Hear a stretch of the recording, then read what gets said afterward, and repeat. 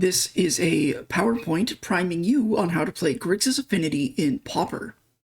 So Affinity, for those not in the know, is a keyword that was introduced in the original Mirrodin set that reduced the cost of cards based on the number of permanents of a certain type you controlled.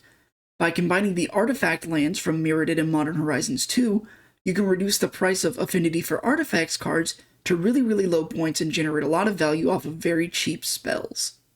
Affinity is a deck that runs an average of 19 to 21 lands, usually with one basic swamp or island to protect against artifact land hate. The ratios vary based on things like the format speed, your local metagame, or your personal preference. The bridges are slower but indestructible, the untapped lands are faster but don't have color fixing and are more vulnerable. Next up is the robots. Affinity is a deck that runs about 12 creatures but has ways to bring them back we'll talk about later. So, Mirror Enforcer is a 7-mana 4/4 with no keywords, but Affinity for artifacts means it's very often a 0-mana 4/4, and it's colorless, which means it dodges a lot of the format's removal.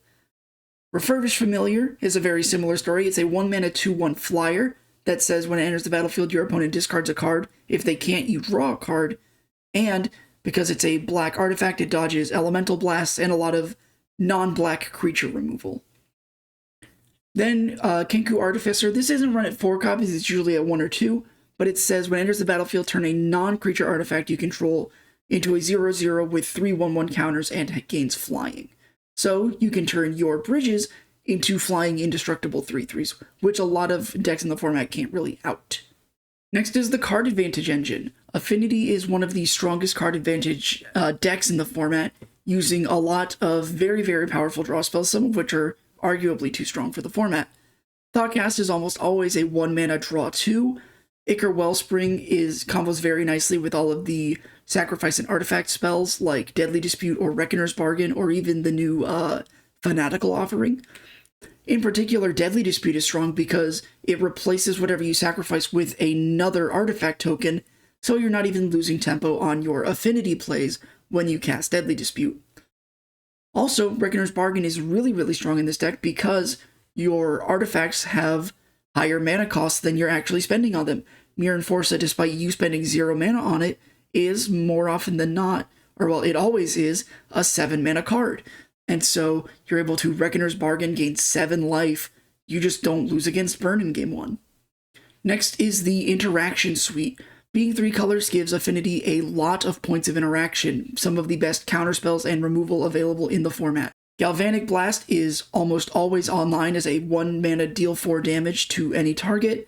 Cast Down destroys anything in the format. Crarclane Shaman clears go-wide boards, and Metallic Rebuke is more often than not a 1-mana counterspell.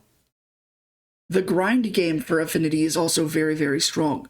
Blood Fountain is a card that generates 2 artifacts for 1 mana, and in the late game you can use it to recur threats or use the blood token to filter your card draw.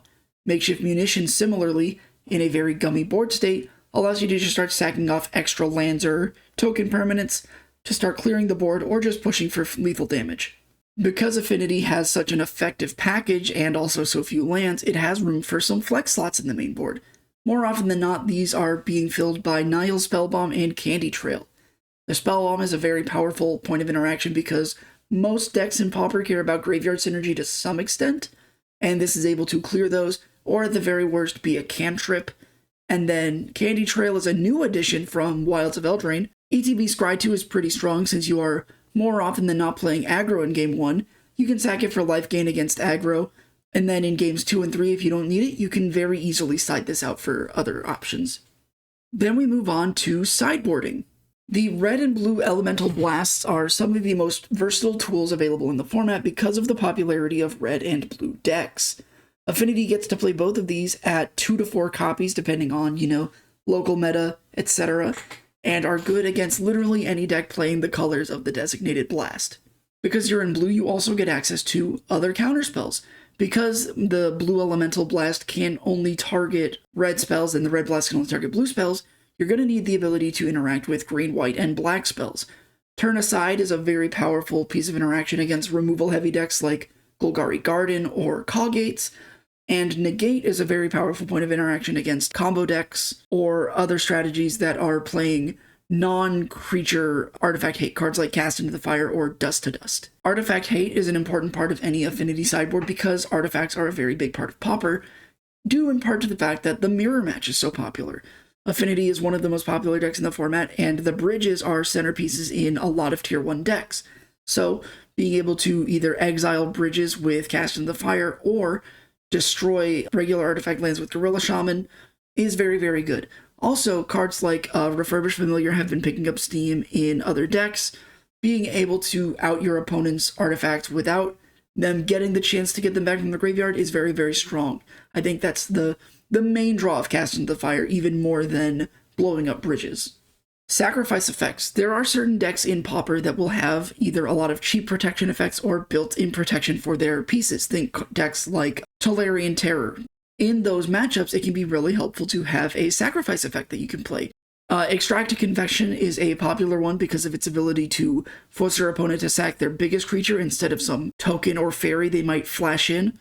And Chainer's Edict is another popular one because of its ability to flash back for a second out to a card like Terror. Tithing Blade is, I don't think, the right pick for this deck, but a lot of people will play it because it's an artifact that you can craft. That being said, this is usually a one-of in your sideboard if you know you're going to be against decks that are playing these large threats you can't out with your main deck removal.